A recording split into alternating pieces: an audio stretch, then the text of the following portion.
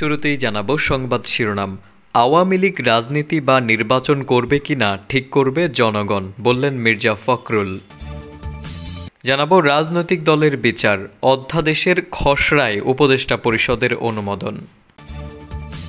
আওয়ামী লীগ রাজনীতি বা নির্বাচন করবে কিনা তা দেশের জনগণ ঠিক করবে বলে মন্তব্য করেছেন বিএনপি মহাসচিব মির্জা ফখরুল ইসলাম আলমগীর।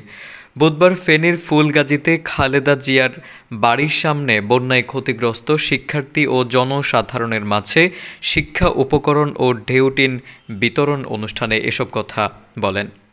দলের চেয়ারপারসন খালেদা জিয়াকে চিকিৎসার জন্য শীঘ্রই যুক্তরাজ্য পাঠানো হবে জানিয়ে তিনি বলেন, খালেদা জিয়া দেশের মানুষের জন্য, গণতন্ত্রের জন্য দীর্ঘদিন লড়াই সংগ্রাম করেছেন।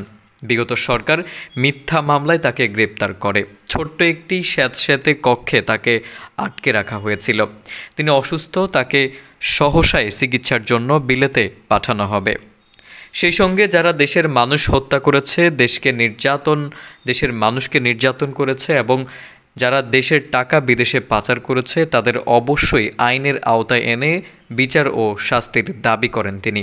এই সময় বিএনপি চেয়ারপারসনের উপদেষ্টা আব্দুস সালাম, অধ্যাপক জয়নুল আবেদিন, কেন্দ্রীয় যুগ্ম মহাসচিব শহীদ উদ্দিন চৌধুরী আনি, ফেনী জেলার বিএনপি আহ্বায়ক শেখ ফরিদ বাহার, সদস্য সচিব আলাল উদ্দিন ও ফুলগাজী উপজেলা বিএনপির আহ্বায়ক আবুল হোসেন সহ অনেকেই উপস্থিত ছিলেন। মির্জা ফখরুল বলেন, ফেনীর মেয়ে দেশনেত্রী বেগম খালেদা জিয়া গণতন্ত্রের জন্য কারো কাছে মাথা নত করেননি। তিনি এখনও মাথা উঁচু করে দাঁড়িয়ে আছেন। তিনি আওয়ামী লীগ সরকারের দেওয়া মিথ্যা মামলায় 6 বছর জেল খেটেছেন।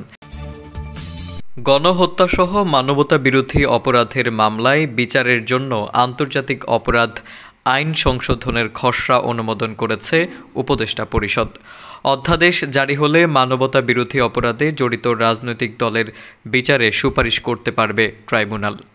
বুধবার সচিবালয়ে পরিষদের বৈঠকে খসড়া অনুমোদন করা হয়, যেখানে বলা হয়েছে অপরাধ সংগঠনের দায়ে রাজনৈতিক দলকে সরাসরি শাস্তি প্রদানের ক্ষমতা আন্তর্জাতিক অপরাধ ট্রাইব্যুনালকে দেওয়া হচ্ছে না। তবে ট্রাইব্যুনাল চাইলে প্রয়োজনীয় শাস্তিমূলক ব্যবস্থা গ্রহণের জন্য সংশ্লিষ্ট কর্তৃপক্ষের কাছে সুপারিশ করতে পারবেন।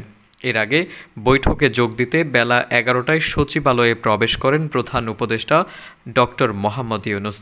অন্তর্বর্তীকালীন সরকার গঠনের পর প্রধান উপদেষ্টার বাসভবন যমুনা এবং প্রধান উপদেষ্টার কার্যালয়ে উপদেষ্টা পরিষদের নিয়মিত বৈঠক অনুষ্ঠিত হলেও এই প্রথম প্রশাসনের কেন্দ্রস্থল বাংলাদেশ সচিবালয়ে উপদেষ্টা পরিষদ সম্মেলন কক্ষে বৈঠক অনুষ্ঠিত হয়।